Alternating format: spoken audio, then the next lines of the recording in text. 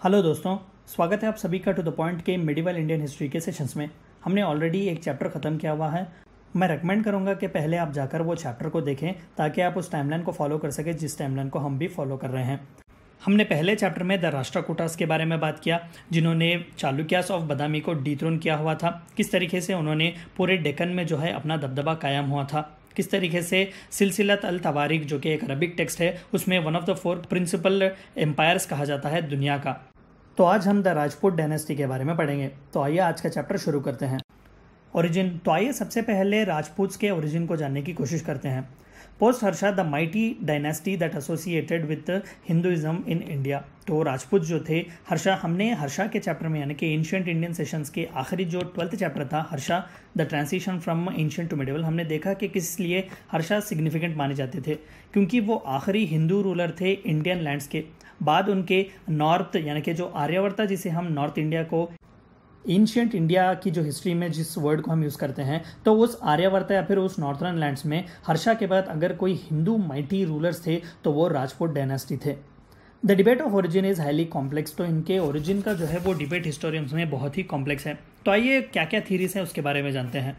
The myth of solar origin regarded them as Kshatriyas created in Kali Yuga to wipe out Mlechas यानी कि foreigners. ज़्यादातर historians कहते हैं कि जो सल्तनत का रूल आया हुआ था या फिर जो फॉरेन लैंड से इंडिया के लैंड पर जो रूल बनाने आए हुए थे, उन्हें जो है मार भगाने के लिए क्षत्रिय एक क्लैन जो कलयुग में पैदा होगा वो राजपूत है। तो ये एक थियरी है जो कि उन्हें सोलर ओरिजिन यानी कि सोलर गॉड से जो है वो अपने ओरिजिन को ट्रेस करते थे।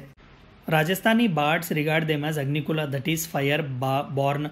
तो बार्ड्स जो थे वो ज़्यादातर कैटल रेयरर्स या फिर कैटल हर्डरर्स हुआ करते थे, जो गानों के ज़रिए जो है हिस्ट्री या फिर किसी प्रकार के लिटरेचर को ट्रांसफ़र किया करते थे एक ज़माने से दूसरे ज़माने में, यानी कि मिथ्स को जो है वो ट्रांसफ़र किया करते थे या इधर थ्रू सिंगिंग और थ्रू पोएट्री वगैरह। तो राजस्थानी बार्ड्स के हिसाब से जो थे ये अग्निकुला थे यानी कि फायरबॉर्न, ये भी जो है वो सोलर ओरिजिन को ही ट्रेस करते हैं। But British historians regard them as descendants of Huns from 6th century AD. हमने जब एंशिएंट इंडियन हिस्ट्री के बारे में पढ़ा हुआ था, हमने देखा कि किस तरीके से हुन्स जो थे वो इन्वेड किया करते थे बार बार। ज़्यादातर इंपॉर्टेंट जो डायनेस्टीज थे एंशिएंट इंडियन हिस्ट्री के, कई बार जो थे वो हुन्स की डायनेस्टी से वो बहुत ही नर्म पड़ जाते थे, बहुत ही वीक या फिर डिक्लाइन भी हमने देखा किस तरीके से कई किंगडम जो थे वो डिक्लाइन भी हुए हुन्स के इन्वेजन्स की वजह से। तो ज़्यादातर ब्रिटिश हिस्टोरियंस जो थे जिन्होंने हिंदुस्तान की हिस्ट्री को कंपाइल करने की कोशिश की, उन्होंने ये थ्योरी दी कि they most probably might have been the Huns यानी कि हुन्स के descendants who were left in India and who mixed up with Indian caste. तो ये थी चंद थियरीज उनके ओरिजिन को लेकर। तो ये राजपूत डायनेस्टी जो थी तो वो कई एम्पायर्स का हिस्सा था। तो अलग अलग किंगडम्स हुआ करते थे, अलग अलग क्लैंस हुआ करते थे। कई लोगों का तो ये तो कहना था कि वहाँ पर 56 क्लैंस यानी कि 36 क्लैंस जो अलग अलग राजपूत क्लैंस हुआ करते थे वो at one point of time India को रूल किया करते थे। तो आइए उनमें से चंद इंपॉर्टेंट किंगडम्स के बारे में बात करते हैं। सबसे पहला तोमारास ऑफ दिल्लीज, यानी कि जो आप एरिया देख सकते हैं आज के हरियाणा का जो रीजन है, उन्होंने वहाँ पर अपना रूल स्थापित किया हुआ था as a Delhi as their capital. They ruled parts of present-day Delhi and Haryana in India during 8th and 12th century। तो हिस्टोरियंस जो है उनके टाइम फ्रेम को 8th और 12th सेंचुरी के बीच रखते हैं। Reckoned as one of the 36 Rajput clans in India, बिल्कुल अभी जिसके बारे में हमने बात किया कि अलग अलग 36 क्लैन एग्जिस्ट किया करते थे, तो उसमें से तोमारा राजपूत जो थे वो एक इंपॉर्टेंट क्लैन था। Their rule over their region is attested to be by multiple inscriptions and coins, के बहुत से मल्टीपल इंस्क्रिप्शंस और कॉइन्स जो है हमें मिलते हैं तोमारा राजपूत के बारे में जो इन्फॉर्मेशन देते हैं। In addition, much of the information about them comes from medieval bardic legends which are not historically reliable। तो ज़्यादातर हमें इनकी हिस्ट्री के बारे में जो पता चलता है वो ओरल यानी कि ओरल पोएट और पोएट्री, जिस तरीके से हमने पिछले स्लाइड में बात किया कि जो कैटल हर्डरर्स हुआ करते थे या फिर ट्राइब्स हुआ करते थे, वो एक जनरेशन से दूसरे जनरेशन को थ्रू पोएम्स एंड पोएट्री जो है हिस्ट्री पास किया करते थे। तो इस तरीके से हमें बार्डिक तरीक़ों में या फिर बार्डिक लेजेंड से जो है तोमारा राजपूत के बारे में पता चलता है, जो कि ज़्यादातर अनरिलायबल है। Bardic traditions consider Anangapala Tomar founded Delhi in 736 AD। तो प्रिलिम्स पॉइंट ऑफ पर्सपेक्टिव भी बहुत इंपॉर्टेंट है कि of the following Tomara Rajput is associated with the foundation of Delhi, तो वो अनंगापाल तौर है। They were displaced by Chahamans of Shakambhari in 12th century. हम आगे के स्लाइड्स में इनके बारे में बात करेंगे। प्रोमिनेंट रूलर जो चहमान्स या फिर चौहान जिसे हम कहते हैं वो पृथ्वीराज चौहान थे, जिन्होंने डिस्प्लेस किया हुआ था तोमरास को। तो 12th सेंचुरी एडी के आते आते Tomara Rajputs passed away into the pages of history. Paramaras of Malwa, one of the most important जो और one of the most powerful जो किंगडम्स थे राजपूत डायनेस्टी के, वो परमारास ऑफ मालवा थे। आप ये रीजन देख सकते हैं, ये जितना भी मालवा गुजरात का रीजन है ये पूरा परमारा राजपूत के किंगडम का हिस्सा था। Probably vassals of Rashtrakuta, they ruled west central India between 9th and 14th centuries।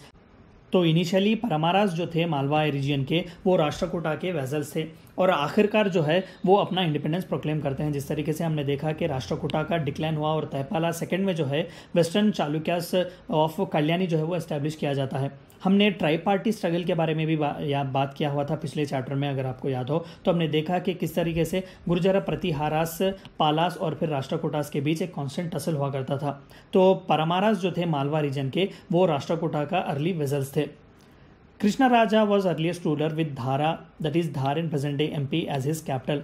तो कृष्णा राजा जो थे वो पहले रूलर थे इस परमारा किंगडम के, जिन्होंने अपने कैपिटल को मध्य प्रदेश धार के रीजन में बनाया हुआ था।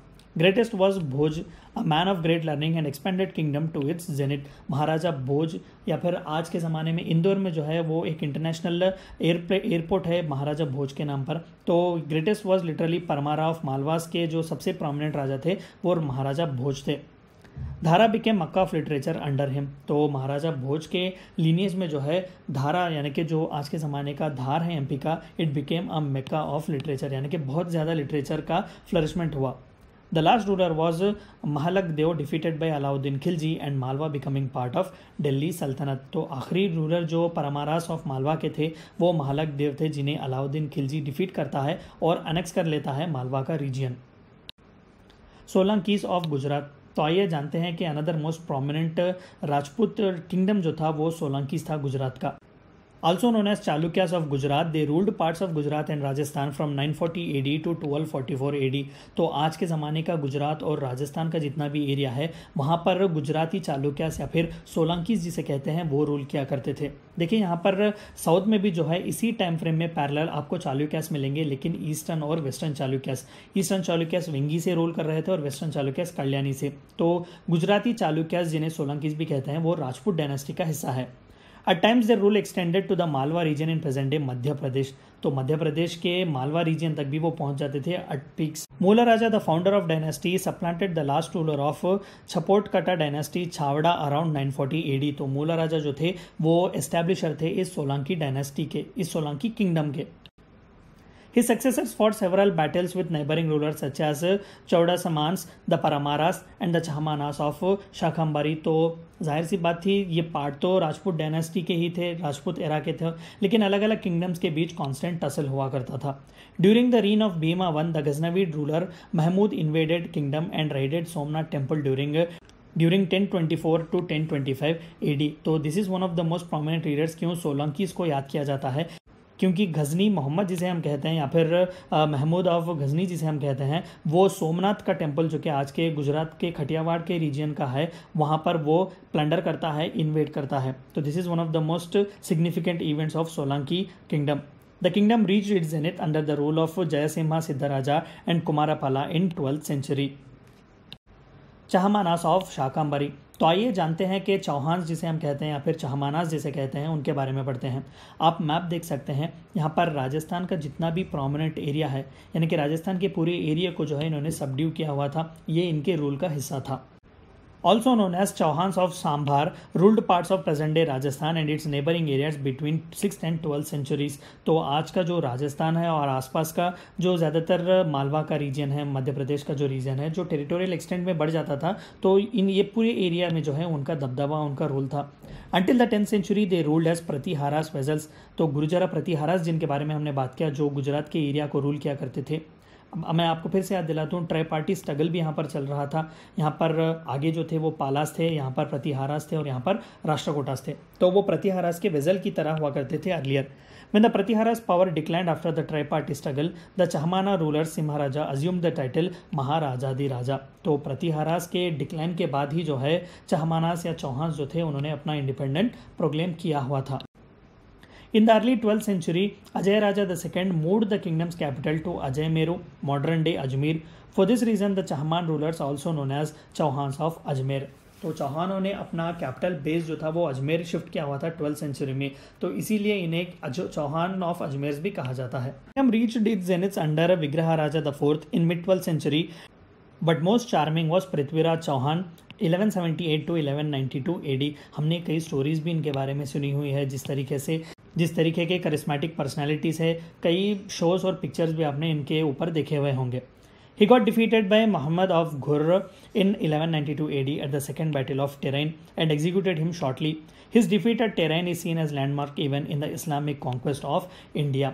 1191 AD में जो है वो पृथ्वीराज चौहान मोहम्मद ऑफ घुर यानी कि मोहम्मद घोरी जिसे हम कहते हैं उसे हराते हैं, लेकिन इमीडिएटली 1192 AD में जो है मोहम्मद घुर इमीडिएटली वो फिर से अटैक करता है and he takes Prithviraj Chauhan by surprise and defeats him. He not just defeats him but also executes him. तो पृथ्वीराज चौहान की डेथ को जो है एक बहुत ही सिग्निफिकेंट इवेंट माना जाता है, क्योंकि बाद इसके ही हमें द स्लेव या फिर ममलूक डायनास्टी जो कि दिल्ली सल्तनत जिसे हम कहते हैं वो फॉर्म होती है। पॉलिटी, तो आइए राजपूत डायनास्टी की पॉलिटी किस तरीके से हुआ करती थी हम उनके बारे में देखते हैं। आप पिक्चर देख सकते हैं, दरअसल पृथ्वीराज द थर्ड या फिर पृथ्वीराज चौहान जिनके बारे में अभी हमने बात की है उन्हीं का स्कल्पचर है। Feudalism dominated north from 7th to 12th AD। तो जाहिर सी बात थी कि फ्यूडलिस्टिक सेटअप जो है वो हर्षा के ज़माने से ही चल रहा था, तो राजपूत किंगडम्स ने भी उसे इनहेरिट किया हुआ था। एक फ्यूडलिस्टिक सेटअप था जहाँ पर किंग सेंट्रल ऑफ पावर तो था, बट उसे मिलिट्री और रेवेन्यू या फिर लॉ एंड एडमिनिस्ट्रेशन जो था वो फ्यूडलिस्टिक लैंड सेट से या फिर फ्यूडलिस्टिक लैंडलॉर्ड से मिलता था। Everything from kingship to feudalistic setup was rigidly hereditary, यानी कि महज राजा की सीट ही हेरिडिटरी नहीं बल्कि इस फ्यूडलिस्टिक लैंड सेट की सीट भी हेरिडिटरी थी। लेकिन एंशिएंट में इस फ्यूडलिस्टिक लैंड सेट की खासियत ये थी कि फ्यूडलिस्टिक लैंडलॉर्ड्स जो थे वो हेरिडिटरी नहीं हुआ करते थे, वो उनके पावर और माइट और करेज पर डिपेंड किया करते थे, या फिर ज़्यादातर ऑन बेसिस ऑफ मेरिट जो है उन्हें अपॉइंट किया जाता था। लेकिन यहाँ पर मेरिट के बेसिस नहीं बल्कि हेरिडिटरी बेसिस पर बहुत ही प्रोमिनेंट दिया जाता था। Shastras and Smritis dominated the last. This was also one of the reason क्यों जो रूलर जो था वो फ्यूडलिस्टिक लैंड सेट के ऊपर नहीं जा पा रहा था, यानी कि उसके पावर को ऑब्स्ट्रक्ट किया जा रहा था हेरिडिटरी नेचर से और फिर शास्त्रास और स्मृति से, यानी कि ज़्यादातर आपको लॉस यहीं से मिलते हैं, तो रूलर को जो है वो ज़्यादातर स्कोप नहीं मिलता लॉ बनाने का। The divine right theory used to exist, that is ruler was taken as incarnation of Vishnu, यानी कि ये खुद को भगवान के रिप्रेजेंटेटिव्स कहते थे इस दुनिया में। तो डिवाइन राइट थियरी, तो हेरिडिटरी शिप भी जो किंगशिप की आती है वो यहीं से आती है, यानी कि we are born from the gods या फिर we are the divine, we have the divine right to rule you, so that is the reason why we rule you.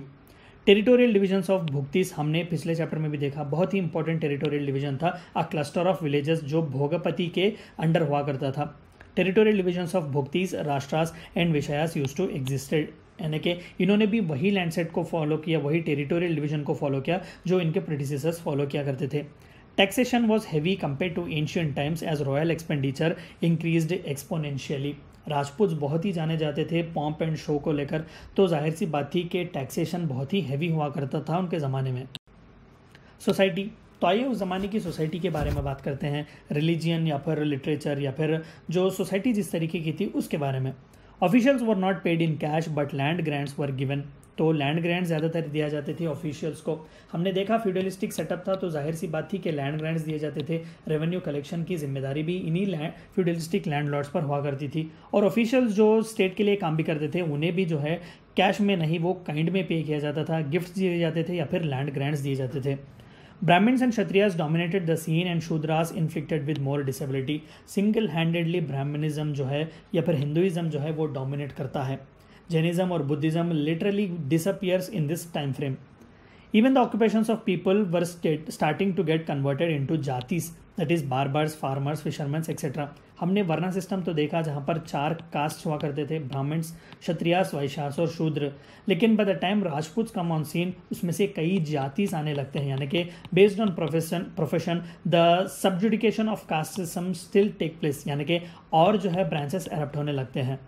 Women were denied the right to study and total seclusion was followed, यानी कि women status भी degrade किया गया था। Total seclusion purdah system exist किया करता था उस वक्त और उन्हें पढ़ने भी नहीं दिया जाता था। लेकिन one of the most unique feature जो थी, लैंड के जो इनहेरिटेंस के रूल्स थे वो थोड़े बहुत लिबरलाइज किए गए थे। वुमेन को भी जो है वो लैंड में इनहेरिटेंस दिया जाता था। बेरूनी अल बेरूनी इन his book Kitab al Hind speaks of confinement of knowledge to Brahmins only.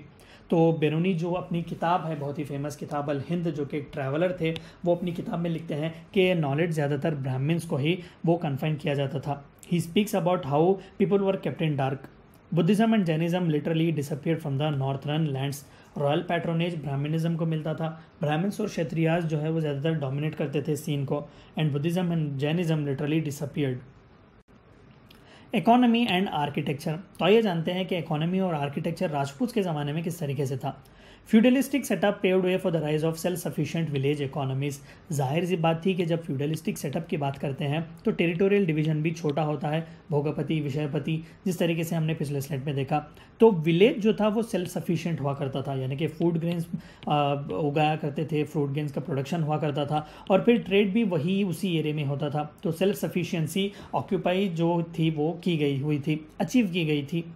Constant conflicts left very little scope for trade to prosper. थे तो एक ही डायनेस्टी, राजपूत डायनेस्टी के, लेकिन कांस्टेंट कन्फ्लिक्ट्स हुआ करते थे। सोलंकीस, चहमानास, ये एक दूसरे के बीच बहुत ही लड़ाई झगड़ा हुआ करता था। तो this left very little scope for trade to prosper. There was a decline in towns and cities as hardly no new centres of power of economic might erupted. जाहिर सी बात थी, बैटल्स में ये बिजी थे, ट्रेड जो था वो फ्लरिश नहीं किया करता था, तो ज़्यादातर नए सेंटर्स जो पार के थे या फिर अर्बन सेंटर्स जो थे वो नहीं आ पाए।